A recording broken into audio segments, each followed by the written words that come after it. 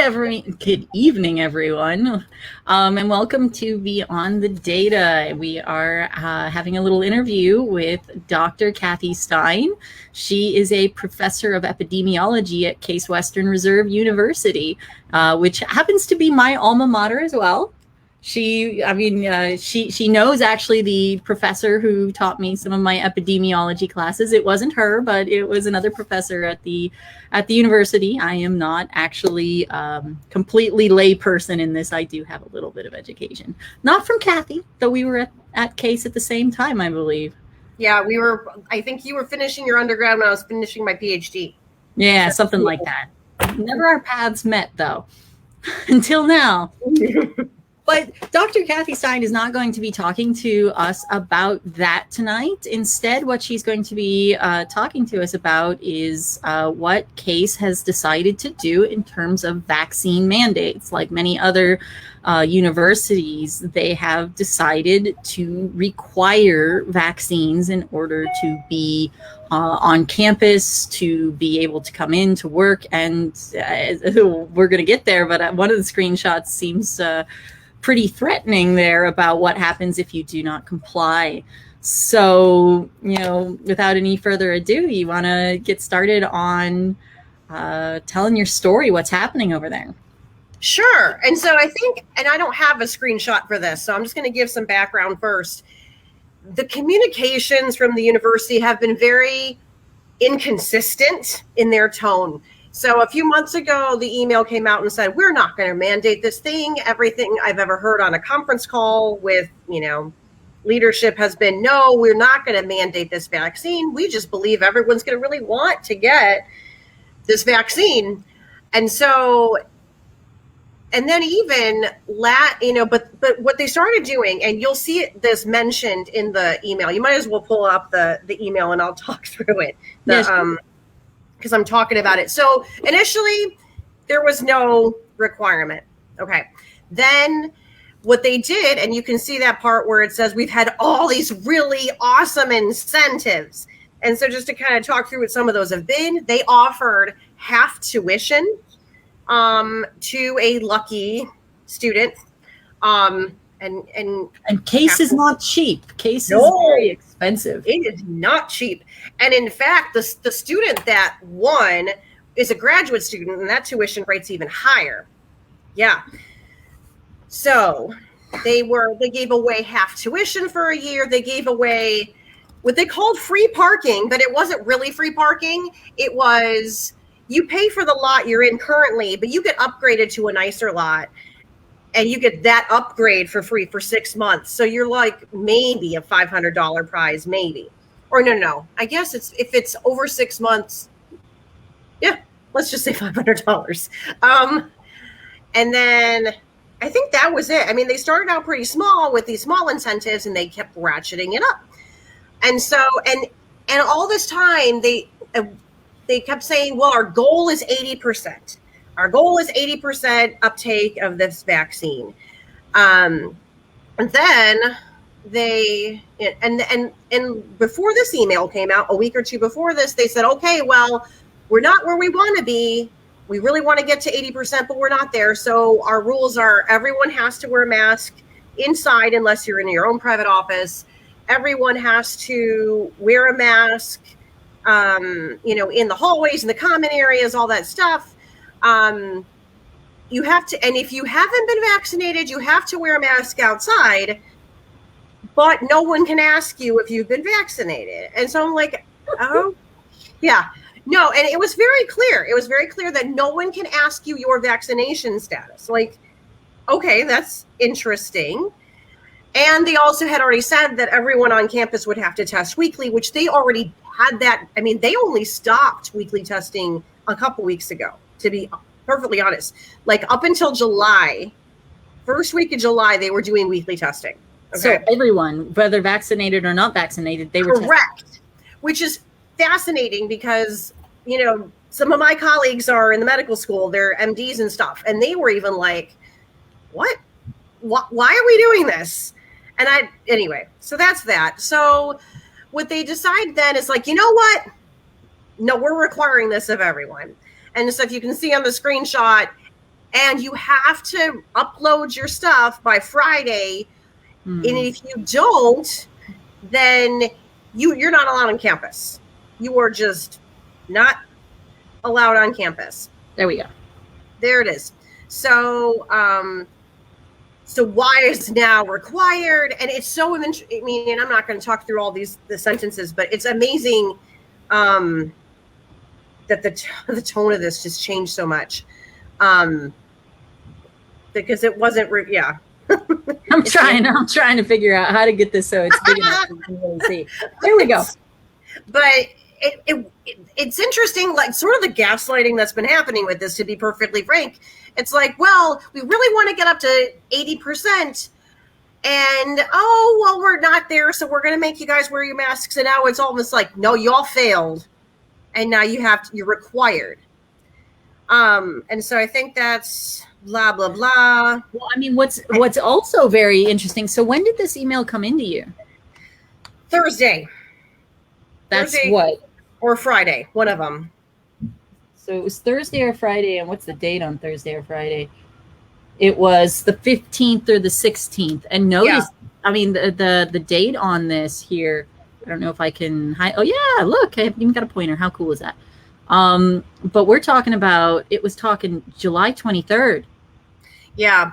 Yeah. You have 1 week to suddenly go from, don't worry about it, it's okay, to you have to either have started it, either submitted a religious or medical exemption, or you're not allowed on campus. Yeah. And they've been collecting the vaccine cards like for months now.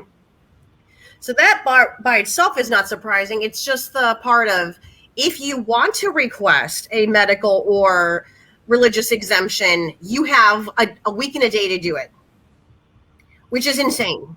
Especially when we get to that part, we look at what the religious exemption looks like. So, but all of a sudden we're like, now we're requiring this thing.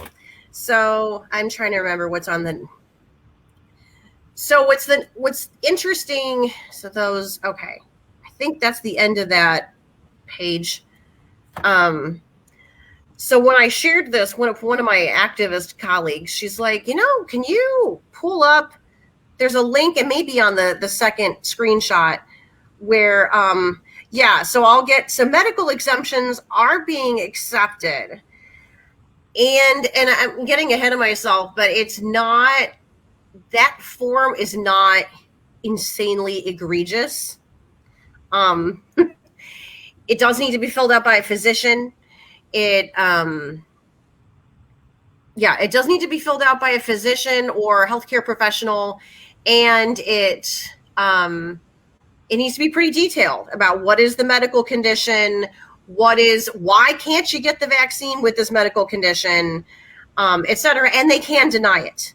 So they can, they still, okay, so that's one of them that we were going to talk about. Well, here, I wanted to pull this one up here, because this to me is also a thing of like, this is a great question. This is private health information right there. You're just finding, I mean, you have to divulge private health information to your employer. All of a sudden you have 7, maybe 8 days to, first of all, find a doctor who's willing to write it. Yeah. And you have to divulge all of your personal information, and you have to decide exactly what level of that information you're going to provide to them. And it's just like, and are they going to come back? Are they going to ask you? Are they going to go for more clarification? I mean, this is like, and their answer here is quite insulting. At least I mean, we have consulted with outside legal experts who assure us that verifying vaccination status does not infringe on your legal rights.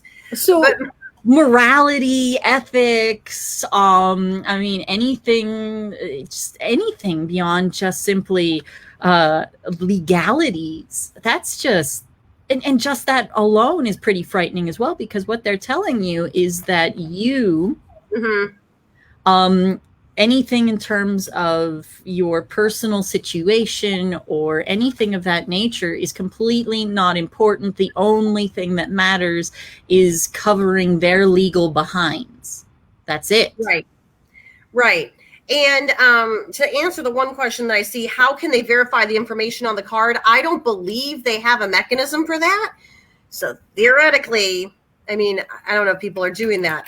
But I think what's more problematic about this question, it's one thing if you're giving them your vaccination status on this, which is bad enough, right? And we know that HB 248 protects against this exact thing, right?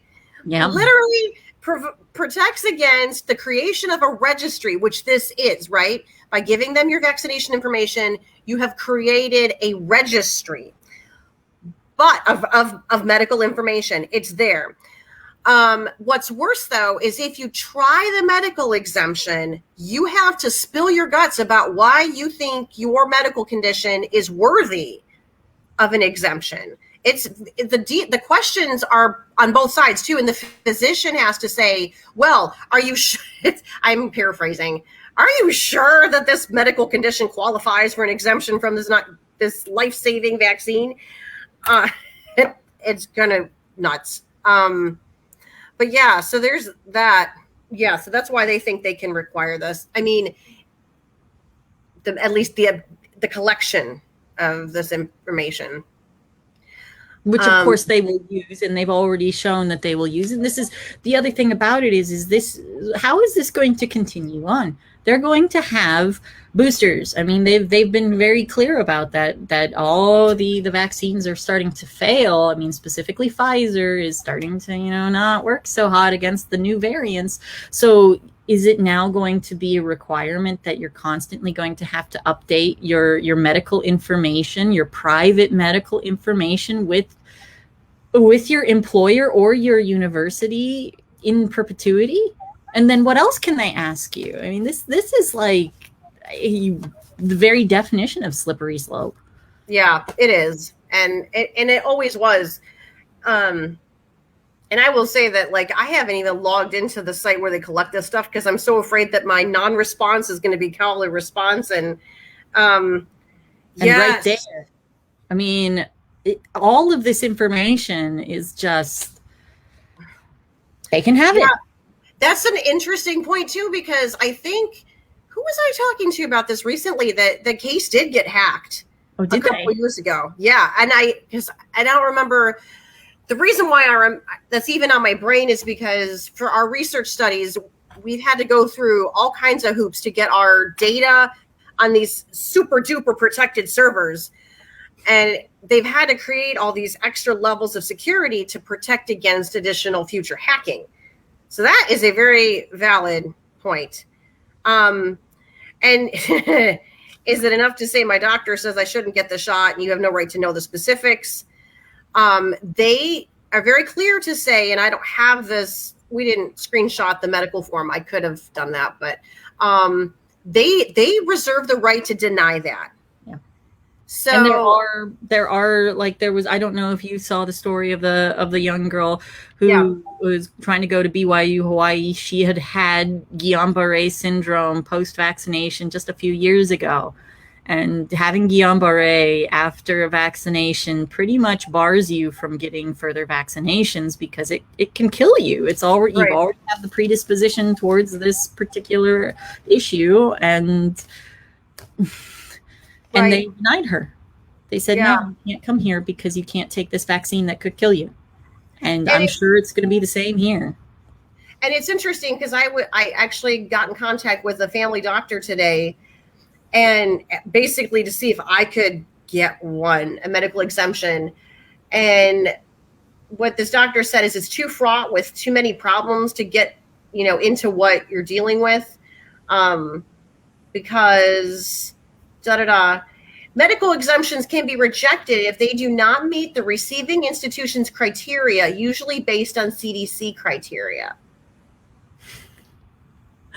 Oh, it would be nice to have Carrie on right now. I'm being very curious. I know Carrie's watching, so you can you've got a link there, Carrie, for what exactly the CDC's criteria on what exactly is a contraindication for doing this. I mean, they've already said if you have a heart condition, that's not a reason that you don't take the vaccine. If you have a heart condition and you're a young man already, that's not a condition against, taking the second shot. If you develop myocarditis after the first shot, it's not a contraindication for taking the second shot. That's where they are. I mean, we're talking crazy.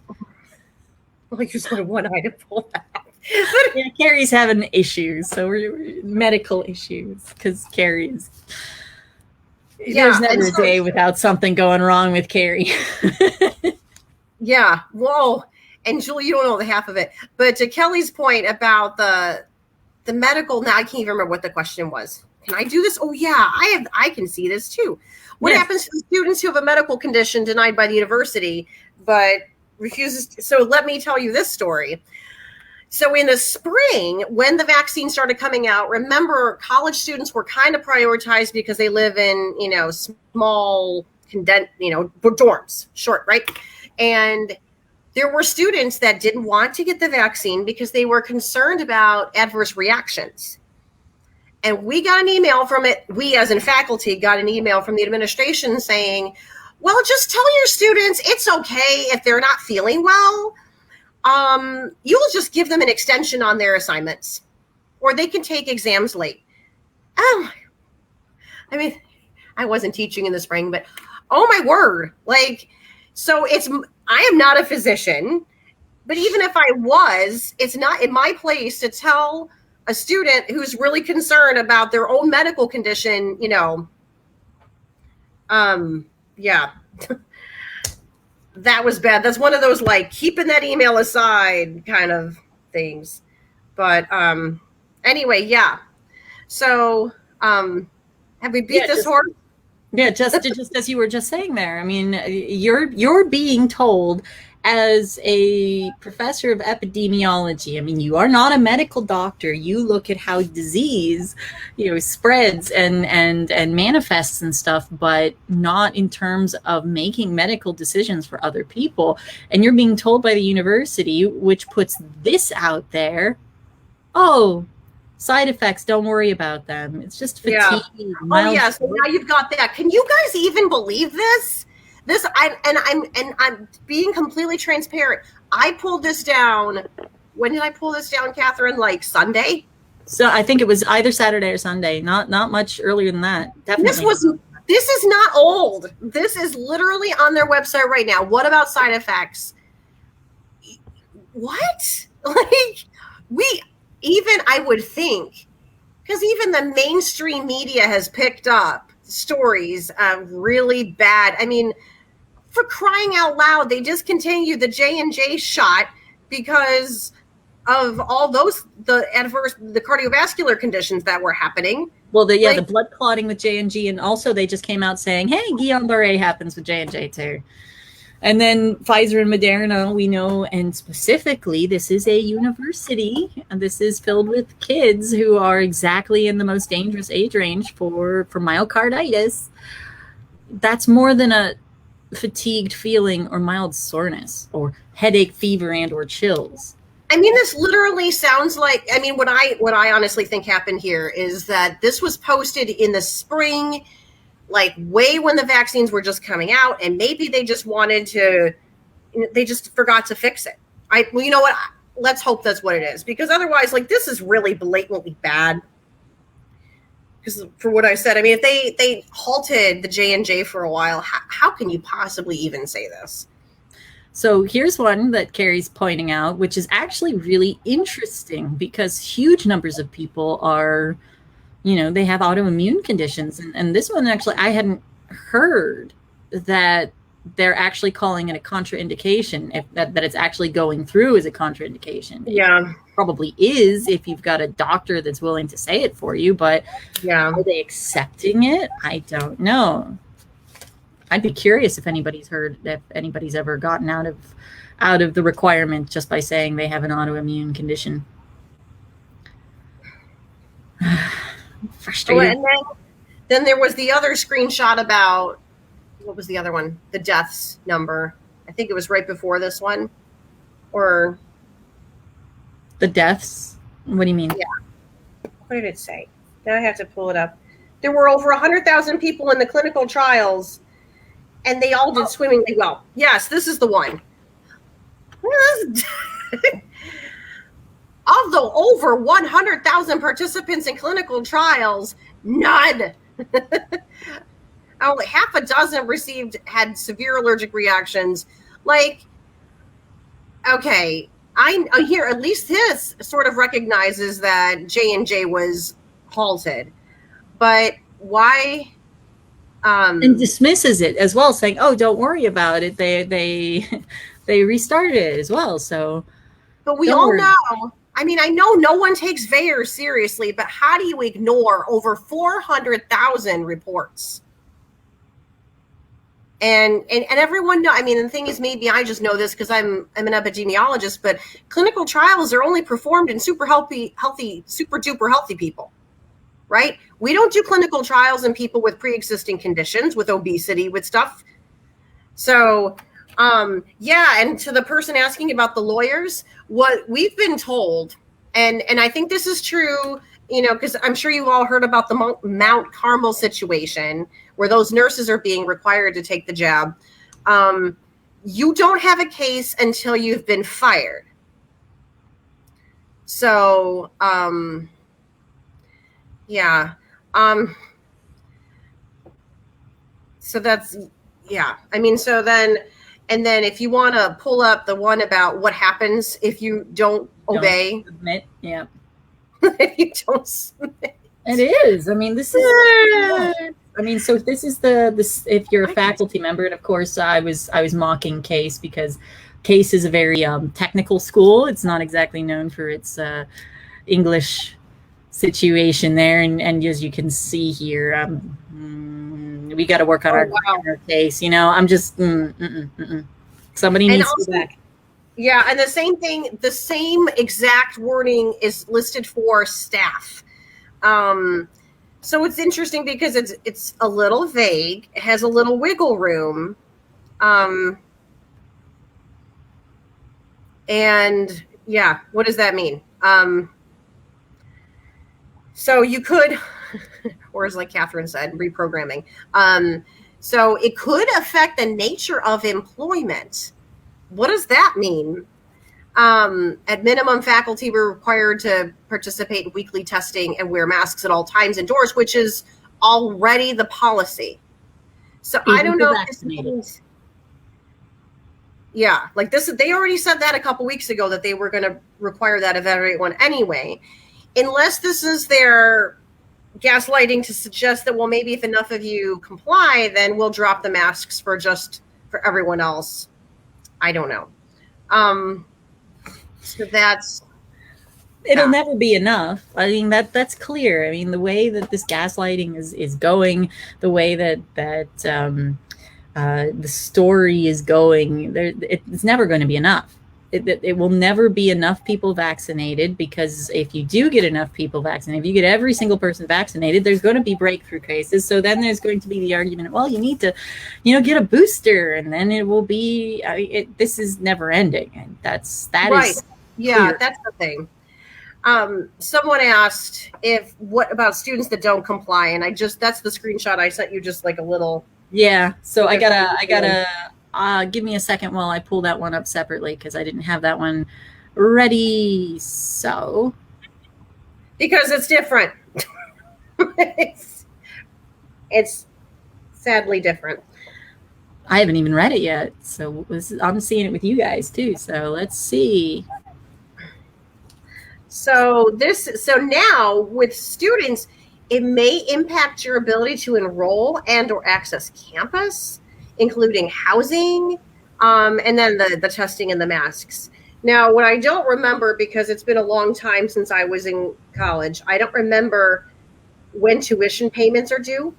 I'm sure they've already been paid right now. Or at least in part, or at least half. Some of it, maybe they just pay the rest right before classes start or before the end of ad drop or something like that. That's and you guys, what's really sad about this, and I've actually started having conversations with random people are getting in touch with me, like, because a couple weeks ago there was no mandate. These students thought they were fine, right? A couple weeks ago there was no mandate.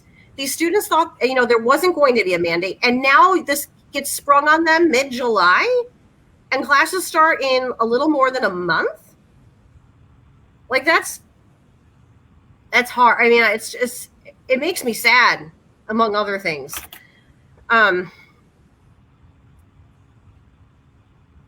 And this is, again, I mean, we're talking both about undergraduate students and graduate students. So you'll hear about, oh, well, just stop, you don't pay your money and go someplace else. No, I mean, think about somebody in their like third year of their PhD. What are you going to do? I mean, this is a situation where you've got, or fourth year even, where you've been working on your research. You're almost there. You're almost to the finish line. And to have something like this, where within a week you have to make a decision whether you're going to quit your PhD. And right. But even for undergrads, I mean, because transferring college is not trivial, right? No. Because not all classes are a one-to-one match with other schools. And so you may fall behind if you were to switch. Yep. So well, I think at this point in time, everybody's falling behind. And at least in the instance of case, you're not going to have, mismatches in terms of class difficulty levels, at least, where if you were, more of a mid-level school and you wanted to transfer someplace else, it'd probably be a little more difficult. At least from case, you're going to have equivalent levels or higher levels at case. But even then, it's just, it's brutal. And when I went there, generally the undergraduates had massive scholarships. But as far as I understand these days, the scholarships that I got to take advantage of don't exist anymore. And it's significantly more expensive. And I mean, what is tuition these days? Something like $37,000 a year or something? I don't even know, because I'm so used to grad school where it's per credit hour. It's almost $2,000 a credit hour. Oh, so. Jeez. Yeah, that's a lot worse than when I was there. Okay. Yeah. Okay. And I was even a person who, at least in grad school, I didn't have to pay for it. I can't even imagine in medical school. Oh, man. And medical school tuition. I don't even know. It's ungodly.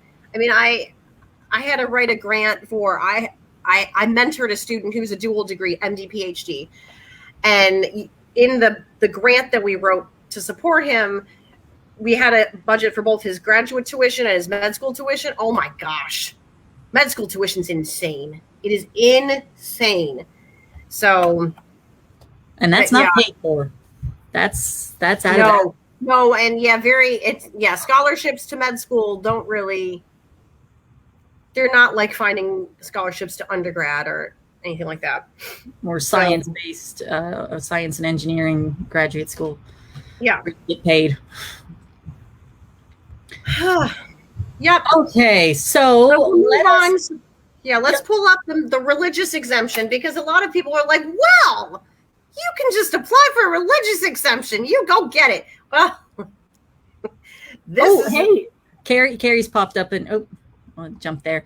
So Carrie's popped up something of an answer. Hey, if you are so lucky as to develop myocarditis or pericarditis after your first dose, you no longer, actually it says you should defer. So does that mean in terms of don't take the second dose, or does that just mean you don't have to take that dose for a while? I don't know, but either way, I mean, isn't that kind of them that now if your heart swells up or the pericardium swells up, you don't have to take the second dose that could, give you a heart attack? That is so kind. Generous. I mean, it's just so. My 5-year-old would say that is so kind. But oh my word. I'm just pulling up those other ones again. All right, so this is, I believe, it. And yeah, so the medical exemptions is good. They're going to be really hard to do. And obviously that's going to be very limited to who you are and what your issues are. But the religious exemption, And this is also in legislation that's getting put out there as being potentially, oh, well, that's not so bad. And this applies also to like the medical, the healthcare workers in terms of, oh, there's a medical exemption and a religious exemption. So there's ways out of this. You don't have to take it. And I keep trying to tell people that, you know, medical and religious exemptions are they're tissue paper. They really don't hold up. And I mean, basically you have to essentially die from the vaccine in order to get a medical exemption. And the religious exemption, they get to tell you if it's okay. And good luck with that. So yeah. And I'll point out sort of the irony of this, because I know people who work in the healthcare field who have gotten religious exemptions from the flu shot. And all they had to provide was a statement saying, this is against my sincerely held religious belief. I've seen some people like, you know, that are Christians will provide a little bit of Bible verses here and there. You know, and I'm of the perspective that less is better, but now I'm not in that position, clearly. So with that in mind, that usually it is enough to just say, I have a sincerely held religious belief. Remember, for K through 12 school, when you use, you know, the exemptions in K through 12, it's philosophical, medical, or religious. And all you have to do is give them a school form and say, I'm claiming this. You don't have to say which one. Yep. You don't have to say, like, if it's religious, you don't have to tell them what religion you are. You just claim one of the three, and you're done. It's easy. And you're done. Here, now, there is no philosophical here, right? So, number one, and we can talk about this religious one is nuts. But okay. So the first couple of questions on this are pretty innocuous, right? Like your name and your employee number, and you know, you're going to be held to a higher standard if you're in a health education program, who's your boss and stuff. This is not a big deal. Describe the accommodation requested. I don't want to take the darn shot. But the next question, or the next, make sure, yeah. Oh, this is the next one. Okay. All right. I can't even read. So the first one, okay, describe the religious basis for your request for an accommodation that could exempt you from the requirement. Okay, that's an important word there. Listen to this. How does your religion address your social obligations to your broader community? What if, by declining immunization, you have contributed to harming others? So you are required to harm yourself. Yes. This is socialism now. This is socialism and social justice, and like literally, and you know, I mean, those were probably the main kicker questions here, but like, I don't even understand how this passed through any kind of like legal group. What religion they think this represents. They do this kind of stuff to, you know, obviously with my daughter's conditions and stuff like that. We've had to go through the whole business of not getting my second child in particular vaccinated because of what happened to the first. And this kind of stuff is what happens when you go to a pediatrician's office. They hand you a form that says, basically, I know that I am a horrible person and that my child is likely going to die because of my irresponsibility, et cetera, et cetera. So, I mean, I look at this language and I'm like, yeah, I've seen that before. This is how the world of not following along with the immunization schedule feels like in general. So they must have some kind of feeling of legality or whatever it is, because this kind of stuff is pretty par for the course. Yeah. And to, you know, to Shelley's point, it's meant to be intimidation. Yes. What I honestly think they're doing here is by creating this form. Instead of just saying, upload your letter about your religious exemption, they are doing this to say, people are going to look at this and be like, there is no way I am jumping through that hoop. There's no way I can find a doctor that's going to sign a medical exemption for me. Crap, I'm just going to get the shot. Like, I really think this is their way to get, because remember, the university is at the magical 70% level. Maybe this will bump them to 80% and then they'll be happy. And yeah, I think you're right. I think you're right that they're asking those questions to deter people from trying to claim it, because I can't even tell you the things I threw at my computer screen when I saw that. I mean, yeah.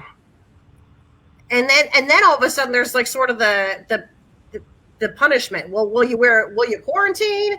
Will you wear a mask at all times? What the heck? I don't remember. I think, were those the big zingers? I know there's another page of them. Yeah, there's two other pages associated with this, but I believe those were the questions, the big questions. Oh yes, this was a good one. Oh yeah, good one with quotation marks on it. There we go.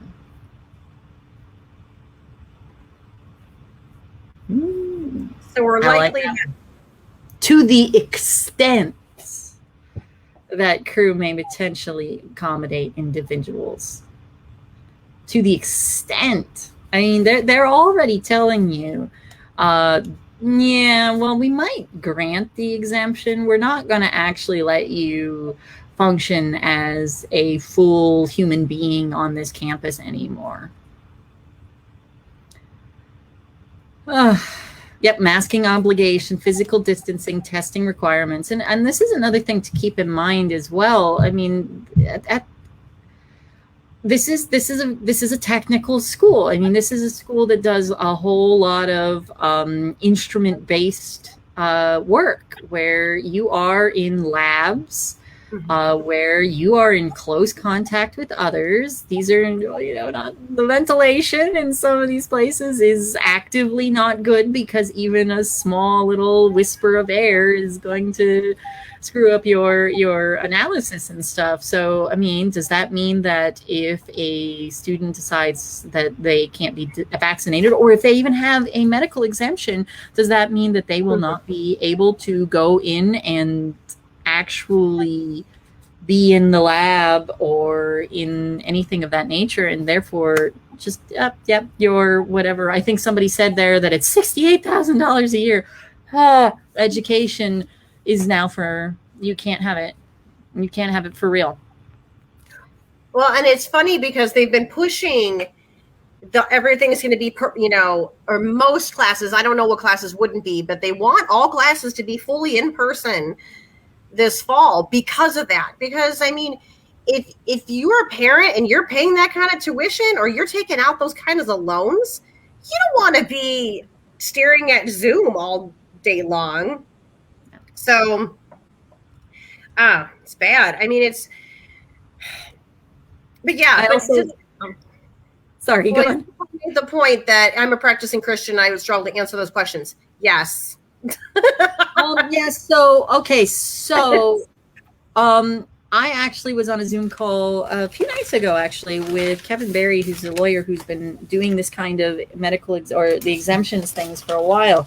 Of course, I've lost my sheet, but he did actually point out a few of the things that you can say. One of the biggest tips that he gave was do not intermingle religious exemption issues with medical issues. So you don't want to introduce into your religious exemptions letter that you don't believe in adulterating your body, because that's where they can say, oh, this sounds more like a philosophical and not a religious. So I believe the three that he gave as strong examples is go cite some scripture about, of course I lost the paper. One of them was about taking a human life. That's a problem. Using or the desecration of human remains would be a second reason.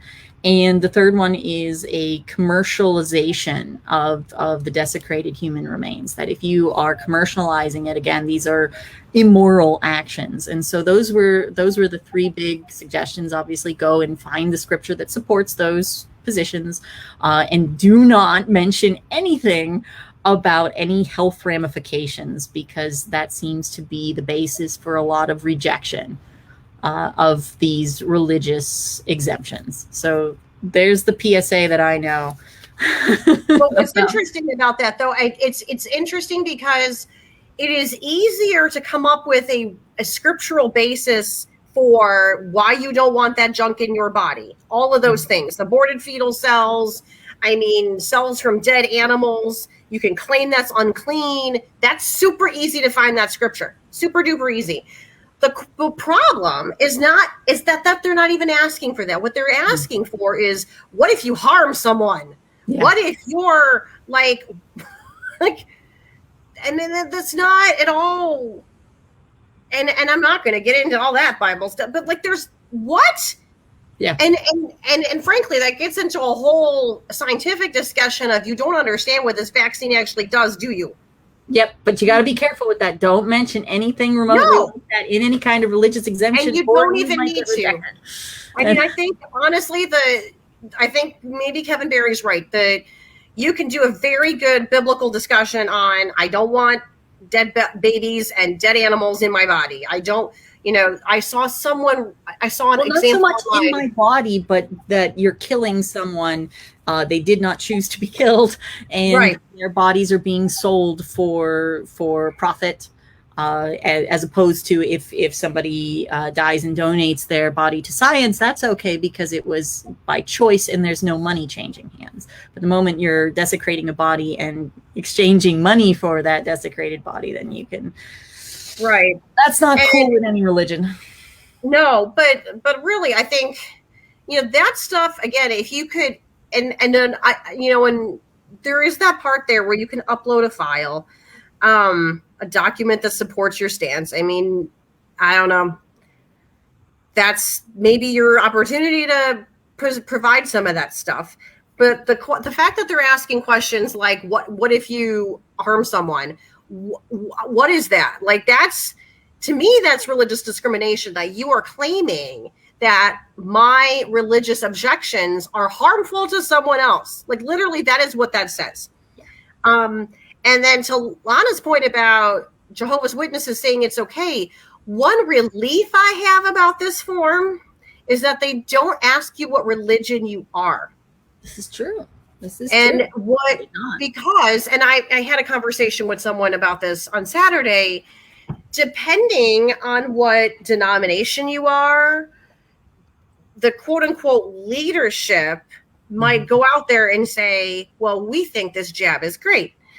And so then they say, well, if you align with that denomination, or if you align with that body of believers, then you must believe that too. Yes. So I'm thankful for that. They're not, because I won't name the denominations whose leaderships have said that kind of stuff, but it's gotten people, it's bad. Yeah. So are they going to, if they're going to make this requirement, are they going to be responsible for any of the injury? I don't know. Probably I not. don't know. One thing I would like to actually mention here as well, because as you say there, they didn't ask for your denomination or anything of that nature. When I'm reading this form, the way I'm reading it is that I think CASE is likely to approve most of these religious exemptions. But what I'm reading into it, and also just on this page here, yes, you will be granted the exemptions, but your life will be miserable. That's what they're telling you, that, you're going to have masking, physical distancing, testing. And if your request for an accommodation is granted, you would comply with such additional safety procedures as instructed. So whatever they come up with down the road, They can tell you whatever they want to tell you, and you have a religious exemption, so therefore you must submit to whatever they tell you to do. That's how I'm reading this document. You can get approved, but your accommodations will be and I think that's a key. I mean, I'm still not convinced that they'll just approve them all, because they make it clear. No, yeah. They make it pretty clear that they won't. You know, they may or may not approve them. I'm just looking up something from one of the after the hubbub of learning this. I've been talking to a lot of people, and Children's Health Defense has a nice template. It has nothing to do with exemptions. It's about like something you send to the university to say, hey, this is really wrong. And I'm trying to see if they say anything about like implications of like basically like personal injury if you're forced to take the vaccine. And I'm not. I'm going to guess that no, you probably could not do a religious exemption on masking and testing. I'm going to think not. Maybe you could pull a medical exemption. I don't know, but those are pretty ridiculously hard to do as well. So I would imagine that you're stuck submitting to the madness one way or another. Yeah. Although it's interesting though, because they do with the questions, they do sort of it almost gives that out, like that possibility, like, well, are you going to comply with the masks then? Like, I don't know. If you say no, what happens? I'm not sure. Well, I'm pretty sure it'll go to that whole what happens if you're a faculty member, a student member that does not comply. Yeah. Basically, if you are a non-tenured faculty or staff member, goodbye. And if you are a student, thank you for your tuition that you have paid us, and we're not going to give you the education that you paid for. I'm pretty sure that's the way they're going to do it, is money, money, money. I'm just trying to. Oh, that's another. This also this phraseology here is pretty fun. And that crew will attempt to provide a reasonable religious accommodation that does not create an undue hardship on crew or create a direct threat to the health or safety of crew's campus community. What does that even mean? What does that mean? Because they're talking it up right now that just by existing as an unvaccinated person, you are a direct threat to others, even if you are perfectly healthy and are not carrying any virus whatsoever. This is highly disappointing. Well, and again, what is maybe not so shocking is the fact that this is so heavy-handed compared to the medical exemption form. I mean, you could argue that, well, maybe we have to be kinder to the people with medical exemptions because they can't help it, whatever. But then it's like, but then you can help that. So we're going to have to really put down these religious people. And and here's the other kicker. Case is like they pride themselves on diversity and tolerance on all kinds of things that I'm not going to get into right now. That's new. That was not the case when I was there. No, I know this is very one of the most conservative schools. They had one of the most conservative faculty out there. I mean, this is what happened there? I don't know. But I mean, and we constantly have diversity trainings of all kinds. Okay, they put them on my calendar without asking me. They just, they want to encourage diversity and make people from all walks of life feel very comfortable. I mean, I appreciate some of this stuff because, being a white woman, I don't know what it's like to be a Black person, and so. I think, talking about diversity is important. Talking about that interview, faculty recruitment, super duper important. But God forbid you are a Christian, or I don't know how they feel about Jewish people. I mean, I don't know how. It is case, so it's probably it is case. There's a lot of Jewish faculty. There's a lot of Jewish. A lot of them, but you know, God forbid you have a conservative political view. I mean, those are, you know, both tied in this sense, but like, what in the world? It's just yeah. What in the world? And then, yeah, and I think, yeah, Catherine just pulled up the thing, and still no recognition of natural immunity. So, what's natural immunity? I don't understand. So you can pull up that the article with the pretty virus, that one. So the short of what this, and I have to still read the actual article, but I'll say that I know one of the guys that did this work. Like, he's cited in there. So that actually makes me think that this is real. The main conclusion of this article is they showed that people who have been previously infected. Oh wait, no, this is a different article. But this is, I'm sorry, it's my fault. I got you confused.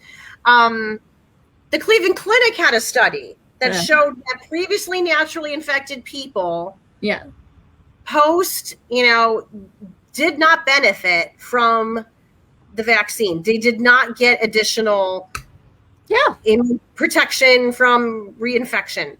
And they didn't get reinfected. And that was the kicker that I saw, where those who chose not to get vaccinated after natural infection did not get infected. And that's what their data showed, the Cleveland Clinic's data. Of course, they put it out there, and then they basically almost immediately retracted it, or at least were like, "Oh no, don't pay." But don't worry, you still got to get the vaccine. You still got to get the vaccine. It doesn't help you. I mean, the article did make it, and what was funny to me about that point, that the article, the way it was written, it actually said, you know, maybe we should prioritize this, and maybe the people that have already been naturally infected don't need the vaccine. Let's give it to the people who actually need it. That to me is a very fine conclusion, and very with the narrative, but that got flagged all kinds of bad things. But I mean, so Cleveland Clinic is right down the street, like right there. We're affiliated with them. I mean, our medical school and their medical school are basically linked. What the heck? And so to all the questions, people ask me this all the time. Well, what about natural immunity? What about antibody responses? I actually have a friend who called Cleveland State, because Cleveland State is also requiring the vaccine. And she called them and said, so what about natural immunity? They're like, no, we don't care. We don't believe in that voodoo of natural immunity. Voodoo. Which, you know, for all the people saying, follow the science, like, stop it. That's science. This one cracks me up because, okay, so again, you know, I was at Case at the same time as an undergrad, or actually, I was an undergrad at the time when Kathy was finishing up her PhD.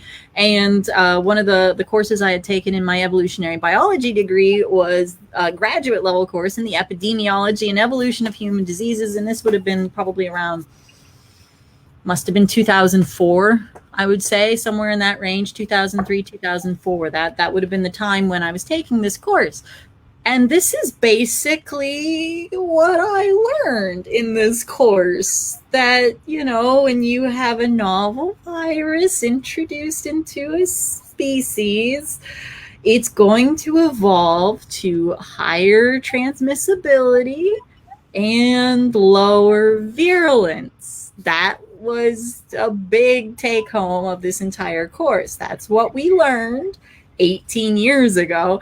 And what kills me is we've totally forgotten that. But then Cleveland Clinic and Case, well, they figured that out. That variants may be less severe than the original. They figured it out.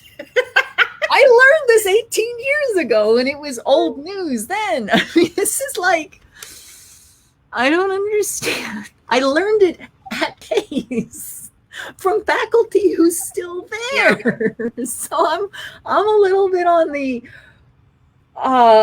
really? Yeah. But I mean,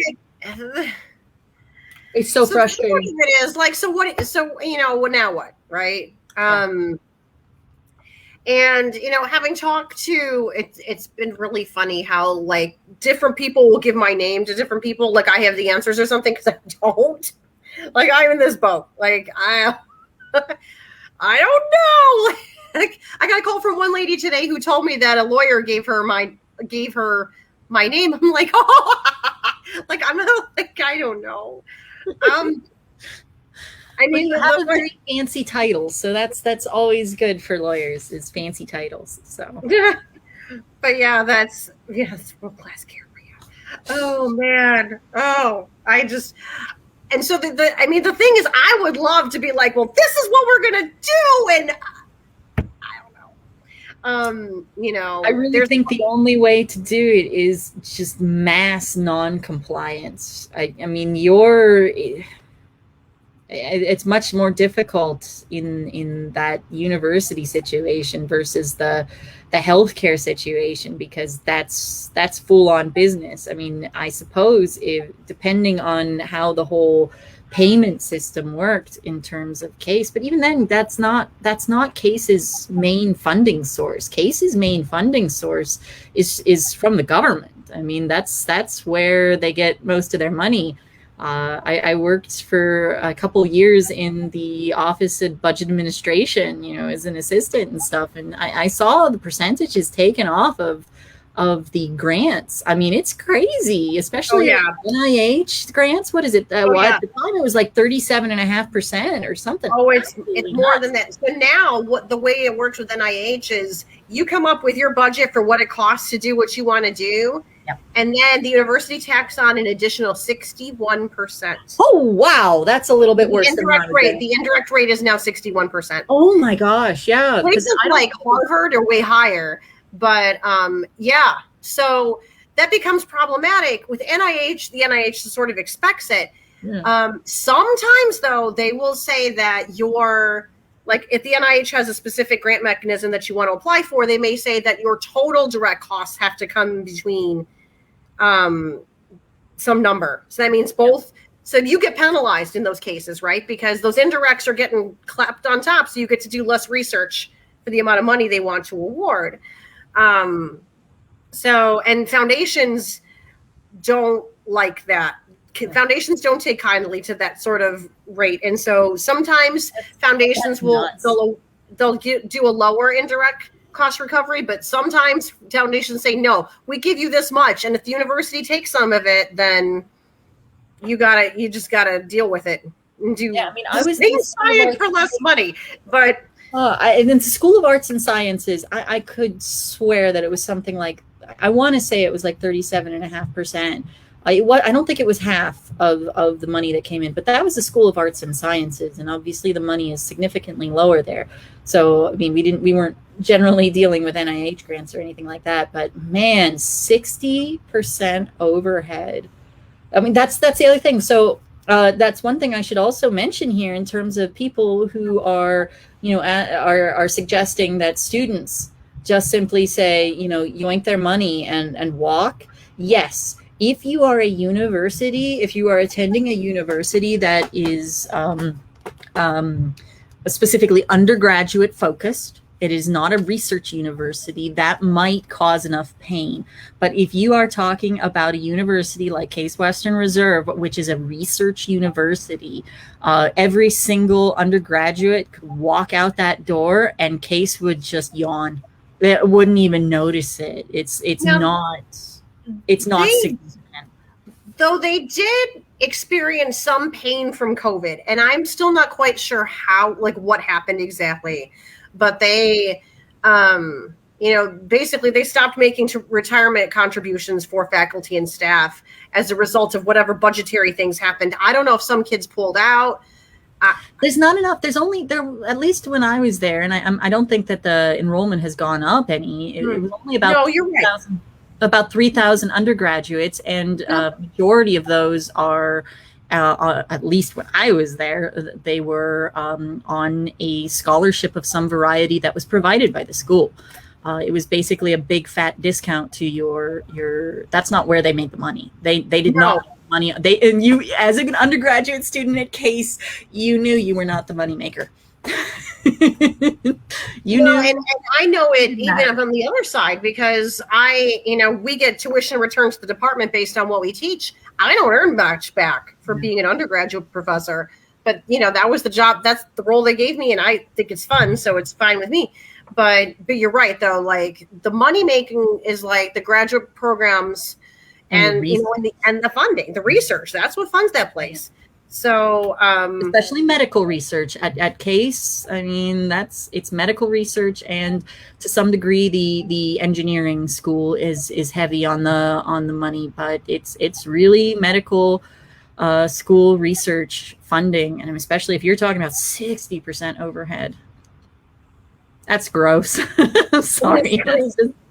That's gross. That explains so much in turn. And I bet the Ohio State is also going to be somewhere in that range as well, where that would also explain why these universities that should know better are just rolling right over with it. I mean, I learned what I know at Case Western Reserve University. And they are directly contradicting it. And money. It's money. As sick as it is. All right. I think we've hit the hour line here. So I think we've beaten this one to death. Is there anything else you'd like to add to this conversation? I mean, if I guess the thing, I don't know, because I don't like coming away from it like being like defeated, and even though maybe I should be. I mean, if people are really motivated to email the president of the university, knock yourself out. Because I do feel really, truly bad for the students and the staff that this affects. I mean, heck, I don't know what's going to happen to me, but I feel really bad for some of the people I've talked to who have worked there a really long time, or have, this is their dream to go there. Right. I mean, I even applied there to undergrad because I didn't think I was good enough, which is really funny. And I wanted to go there so bad. I mean, like, we had Science Olympiad there in 8th grade, and I thought it was the most amazing place. And I'm like, I don't think I'll ever be able to come here. But because it's so darn expensive. Yeah. Like my brother applied for aerospace engineering. He got in, but couldn't afford it. But you can only do it with scholarships. Yep.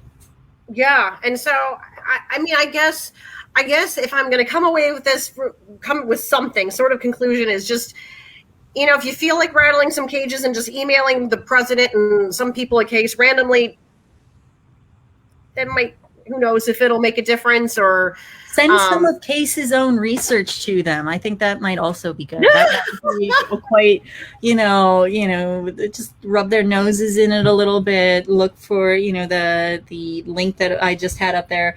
If you could find the Cleveland Clinic study, make it real personal and say, you should probably listen to your own faculty members, and hopefully we won't get those faculty members in trouble. Well, but it's published. It's online. It's not like, it's not like I'm telling you something that you couldn't have. A lot of other people posted those same articles to Facebook. But yeah, I think, and it's like, it's funny because only certain science counts, which is, what we learned the hard way. What I learned the hard way last year is that they don't want to hear, they may or may not want to hear that.